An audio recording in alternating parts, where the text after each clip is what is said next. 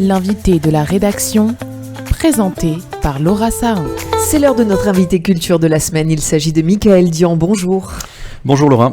Vous êtes directeur du festival de Chaillol que vous avez à cœur de venir présenter chaque année ici sur Radio JM. Vous venez nous parler ce matin d'un concert exceptionnel qui aura lieu ce samedi 15 novembre à 20h à la Cité de la Musique, 4 rue Bernard Dubois à Marseille. Le concert s'intitule Noces Yiddish, mais avant de rentrer plus en détail sur les artistes présents ce soir-là, j'ai envie évidemment naturellement de vous faire réagir suite à l'appel au boycott par la CGT Spectacle du concert de l'Orchestre Philharmonique à Paris. Finalement, le concert a eu un grand succès, même si on sait qu'il a été fortement perturbé. Comment vous avez pris cette nouvelle, vous qui êtes un grand musicien et un directeur artistique de renom? Écoutez, d'abord, c'est un appel qui n'a pas surpris. On est dans un climat, un contexte de généralisation des appels au boycott, pas simplement culturel, mais universitaire, scientifique. Enfin voilà, tout ça fleurit. Si je puis dire, de manière assez systématique.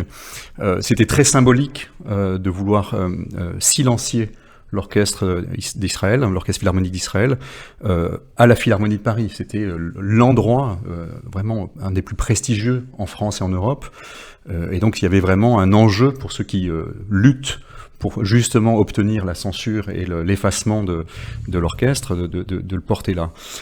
J'ai noté la réaction extrêmement claire de la ministre, ça a soulagé quand même beaucoup d'entre nous. Rachida Dati. Absolument, qui a parfaitement qualifié la démarche, les arguments extrêmement faibles et fragiles de ceux qui se prononcent pour le boycott, auxquels moi je réponds de manière assez simple.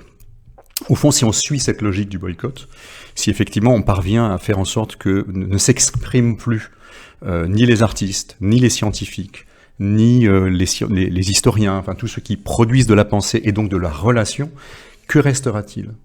Que restera-t-il dans le débat ou dans l'affrontement, un face-à-face entre ceux qui sont les plus déterminés dans la lutte armée, en fait. Donc ça n'a aucun sens. C'est-à-dire si on ne laisse pas ces ponts ouverts, si on ne promeut pas une circulation des sensibilités, des savoirs, des perspectives, on se condamne vraiment à un face-à-face qui est mortifère. Donc moi, je ne comprends même pas la logique du boycott et je ne rentre pas dans l'argumentaire de dire c'est une vitrine de l'État d'Israël, parce que ça voudrait dire que c'est jusqu'à l'État d'Israël qui est contesté.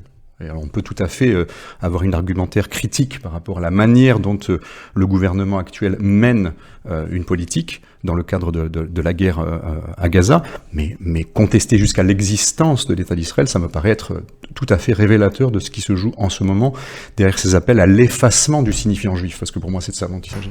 Vous avez été choqué, j'imagine, par les vidéos qui sont sorties sur les réseaux sociaux, qui vous ont été aussi envoyées par des proches qui étaient présents pendant ce concert. J'étais très très choqué. J'avais des amis en Israël dont les enfants sont dans l'orchestre. Il y a de très jeunes musiciens, de très brillants musiciens. J'ai mon fils dans la salle. On était un peu inquiets. On n'est pas très loin de la commémoration des attentats du 13 novembre. On fait rentrer des fumigènes dans une des salles les mieux gardées du territoire français. Je me dis, et je me mets à la place des musiciens, quel courage, quelle capacité à rester dans la musique concentrée. Le concert était exceptionnel, mais effectivement, on s'inquiète de choses qui pourraient être beaucoup plus graves. Donc oui, il y a un climat qui est irrespirable en réalité. Alors c'est un phénomène qui touche d'autres artistes. On parle aussi du chanteur Amir, qui évidemment est victime de l'appel au boycott, notamment de la France Insoumise, qui demande l'annulation de l'ensemble de ses concerts. On sait qu'Amir se produit à la fin du mois à Marseille. Là aussi, on peut s'attendre au pire. Son agent, d'ailleurs, s'est exprimé en disant « il va y avoir un drame ». Oui, alors il faut espérer que les mesures soient suffisamment significatives et découragent. Mais en fait, on est dans un climat où le passage à l'acte peut arriver. Donc, puis, ce qui est troublant, c'est et ça a été dit à l'Agora, qui était organisée à la région par le président Muselier, c'est au-delà de ces grands noms qui sont cités, pour lesquels il y a un appel au boycott systématique, et c'est ce dont on parle le plus parce qu'ils sont des gens très exposés médiatiquement. On fait face à des intimidations et des difficultés qui sont parfois très en dessous du radar qui touchent le quotidien de structures. structures, y compris comme la nôtre. Moi, j'ai été confronté, on va parler de Noces Yiddish, qui est quand même indiscutablement un projet ancré dans les musiques d'Europe centrale, orientale du 19e siècle, début du 20e siècle.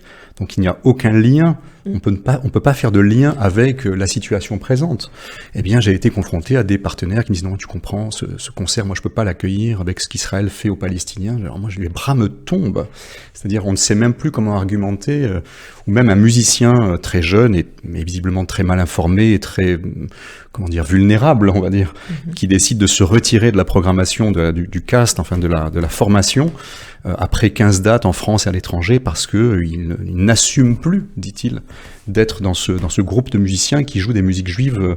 D'être associé finalement à une culture juive. Voilà, exactement. Donc c'est au-delà d'un soutien à la cause palestinienne qui peut s'entendre. Enfin, je veux dire, on peut être pro-palestinien sans verser dans la détestation d'Israël en tant que symbole d'une souveraineté juive. Enfin, et c'est pour ça que pour moi on est passé dans autre chose, donc tout à fait autre chose. Alors ce spectacle Noces Yiddish se joue ce samedi à la Cité de la Musique à Marseille à 20h. C'est un spectacle soutenu par les fondations Cinnamon, abrité à la Fondation de France, et Cinnamon sous l'égide de la Fondation du judaïsme français et de la Cité de la Musique de Marseille.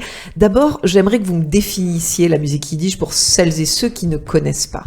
Alors il y a des musiques yiddish, parce que c'est un vaste territoire dans lequel il y a eu des variations.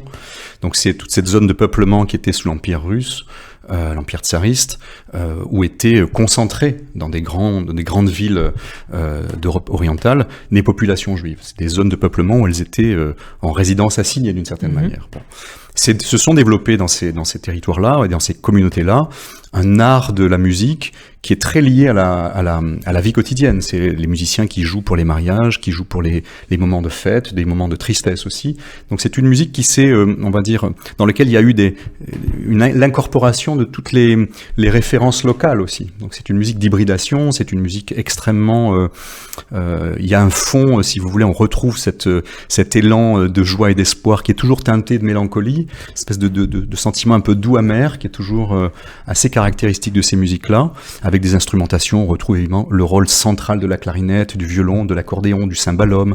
Voilà, c'est très coloré. C'est souvent dans ce spectacle qu'a monté Marine, qui est vraiment une très très belle chose. Il y a aussi la présence de la poésie. On raconte une noce juive dans cette époque-là, à cette époque-là, avec les différentes étapes. C'est très vivant et on passe vraiment du rire aux larmes. Enfin, il y a beaucoup d'émotions et c'est fait avec une joie, un désir de communiquer la beauté de ces musiques-là qui est voilà, on a fait ça, on a créé à Chaillol il y a 2 ans, ça a tourné dans pas mal de scènes en France et aussi en Allemagne. Et moi, je me souviens d'une salle à Chaillol de 300 personnes qui n'étaient pas du tout de la communauté juive. Pour le coup, c'est vraiment un spectacle où on est vraiment dans l'universel de la célébration du mariage. Au moment où le marié brise sur scène le verre sous la choupa et dit l'Echaim, et toute la salle se levant en disant l'Echaim, moi j'ai trouvé ça m'a rassuré de voir que c'était très très chouette. C'est vrai que le symbole est intéressant. On va écouter un petit extrait de Noces Yiddish. C'est toujours mieux d'écouter que d'expliquer. À tout de suite.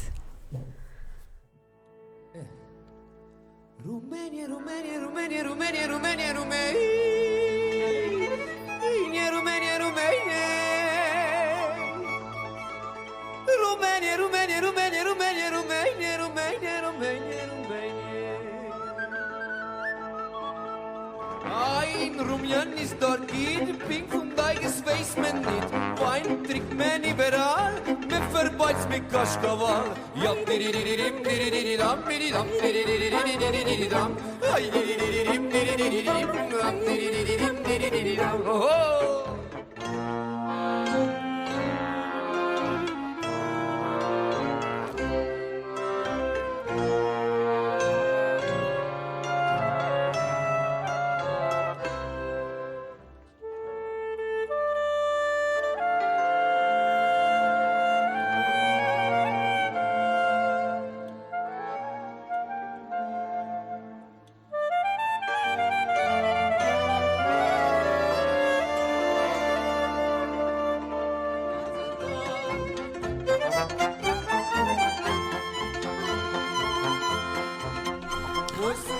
Alors voilà un petit extrait de ces noces yiddish qui se produiront ce samedi à la Cité de la Musique à Marseille. On va parler de ces virtuoses de la musique qui vont se produire ce soir-là.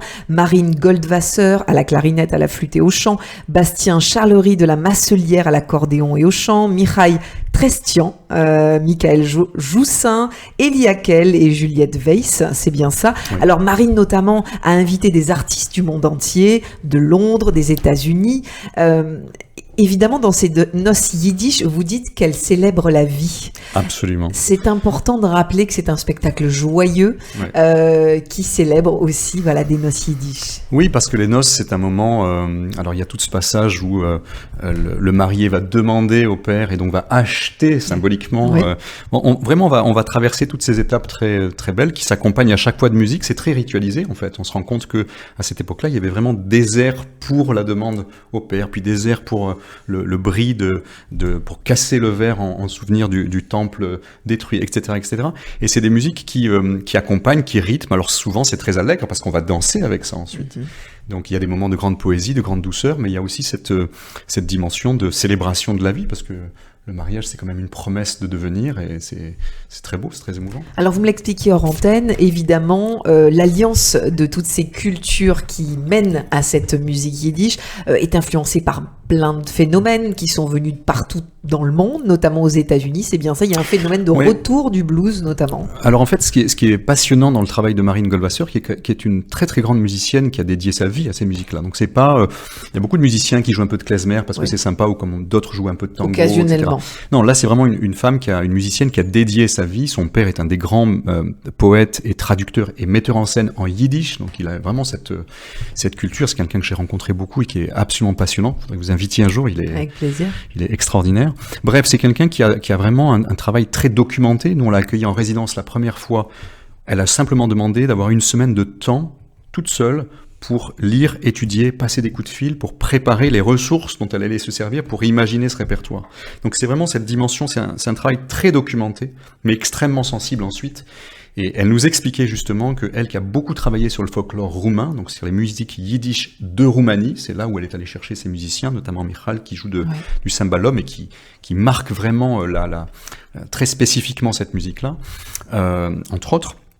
Elle est allée ensuite, elle travaille beaucoup aux États-Unis avec des musiciens qui sont la fine fleur des musiques klezmer aux États-Unis, et elle nous expliquait comment cette musique, qui était vraiment d'Europe orientale, a trouvé aussi une forme de vitalité, de régénération par l'implémentation aux États-Unis. Le fait que ces musiques-là ont été accueillies aux États-Unis, du fait des immigrations très nombreuses avant la Shoah, ces musiques klezmer se sont aussi hybridées avec Broadway, avec le musical, c'est pour ça qu'on entend du trombone, qu'elle a choisi cette instrumentation très précise pour dire il y a une trace des musiques américaines dans la musique yiddish, qui continue d'être une musique parfaitement hybridée, où les choses s'incorporent, se mélangent et deviennent créatives. Et donc c'est le retour en Europe, d'une certaine manière, elle qui a beaucoup joué aux États-Unis, de cette racine traditionnelle roumaine du Yiddishland, incorporant la résonance, on va dire, Broadway et musical, et ça c'est extraordinaire parce que du coup c'est vraiment un très beau spectacle. Au départ elle voulait faire un cabaret, un vrai cabaret, en faisant à manger pour tout le monde. Moi j'ai dit écoute Marine, c'est super mais on va faire simple. C'est impossible pour nous de faire à manger pour une salle, enfin c'est voilà donc. Mais il reste cet esprit de on va faire la fête avant tout. Oui, et c'est aussi ça qu'il faut retenir, c'est qu'après spectacle, vous aurez le sourire, vous aurez l'envie de vivre, et on en a besoin en ce moment, Michael Dian, au vu de l'actualité, au vu du pouvoir d'achat, au vu de tout ce qui se passe. On a toujours besoin de joie et de simcha. Voilà, exactement, c'est important, et on rappelle aussi aux auditeurs et aux auditrices qu'il n'y a qu'une seule date, c'est ce samedi à 20h, à la Cité de la Musique, donc 4 rue Bernard Dubois à Marseille, pour réserver les places. C'est directement sur le site de la Cité de la Musique, qui est très bien fait, il reste quelques places, et on a bien vendu, là, il doit rester une quarantaine de places, j'ai vérifié ce matin. Les places sont à 9 et 13 euros, donc c'est vraiment pas cher. Très accessible. Et vous allez passer une très belle soirée. Ce qui est chouette avec la Cité, c'est que vous pouvez venir 1 heure avant, il y a un bar qui est ouvert à l'intérieur de la Cité, on peut boire un verre.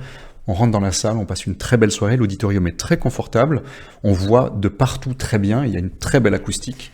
C'est l'occasion de s'offrir aussi une belle parenthèse ce week-end, c'est toujours important. Merci à vous, Michael. Merci Dian, Laura, merci beaucoup. Venu nous présenter ce spectacle, et vous êtes toujours les bienvenus, bien sûr, pour nous présenter vos futurs spectacles, le Festival de Chaillol, évidemment, l'été prochain sur notre antenne. À très bientôt. Merci Laura.